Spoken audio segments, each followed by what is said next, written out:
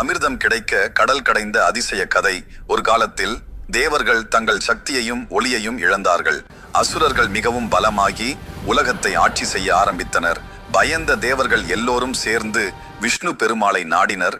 பெருமாளே, எங்களை காப்பாற்றுங்கள், நாங்கள் சக்தியை இழந்து விட்டோம் என்று கண்ணீர் மல்க வேண்டினர். அப்போது விஷ்ணு பெருமாள் சிரித்தபடி கூறினார், நீங்கள் அமிர்தத்தை பெற வேண்டும், அது உங்களுக்கு அமரத்துவத்தையும் சக்தியையும் தரும். தேவர்கள் கேட்டனர், அதை எப்படி பெற முடியும்? அவர் சொன்னார், பார்க்கடலை கடைய வேண்டும். ஆனால் நீங்கள் மட்டும் முடியாது, அசுரர்களையும் சேர்த்துக் கொள்ளுங்கள். அது ஒரு பெரிய சவால், எதிரிகளுடன் சேர்ந்து வேலை செய்வது. ஆனால் வேறு வழி இல்லாமல் தேவர்கள் அசுரர்களிடம் சென்று ஒப்பந்தம் செய்தனர். நாம் சேர்ந்து கடலை கடையலாம், கிடைக்கும் அமிர்தத்தை பகிர்ந்து கொள்வோம் என்றனர். அசுரர்களும் சம்மதித்தனர். பின்னர் மந்திரமலையை எடுத்து கடலின் நடுவில் வைத்தனர். பாம்பு வாசுகியை கயிறாக பயன்படுத்தினர். தேவர்கள் ஒரு பக்கம் பிடித்தனர், அசுரர்கள் மறுபக்கம் பிடித்தனர். தயார், தொடங்குங்கள். அவர்கள் கடலை கடைய ஆரம்பித்தனர். ஆனால் சில நிமிடங்களில் பெரிய பிரச்சனை. மந்திரமலை மெதுவாக கடலில் மூழ்க ஆரம்பித்தது. தேவர்கள் பயந்து கூச்சலிட்டனர், இது நம்மால் முடியாது. அப்போது விஷ்ணு பெருமாள் ஒரு அற்புதமான வடிவம் எடுத்தார். ஒரு பெரிய ஆமை.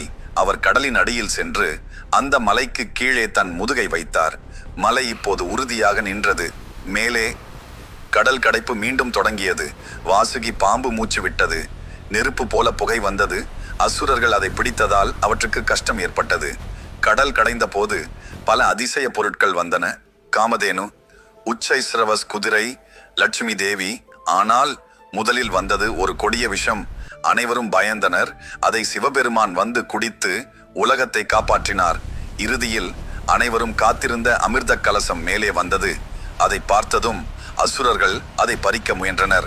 ஆனால் விஷ்ணு மோகினி வடிவம் எடுத்தார். அவர் தந்திரமாக அமிர்தத்தை தேவர்களுக்கு மட்டும் வழங்கினார். இதனால் தேவர்கள் மீண்டும் சக்தி பெற்றனர், அசுரர்கள் தோற்றனர். உலகத்தில் சமநிலை மீண்டும் ஏற்பட்டது. பொறுமையும் தாங்கும் மனமும் இருந்தால் எவ்வளவு பெரிய சவாலும் வெற்றியாக மாறும். இந்த கதையை பிடித்திருந்தால் கோவிந்தான்று கமெண்ட் பண்ணுங்க. இன்னும் இப்படிப்பட்ட கதைகள் வேண்டும்னா என்னோட சேனலை சப்ஸ்கிரைப் பண்ணுங்க.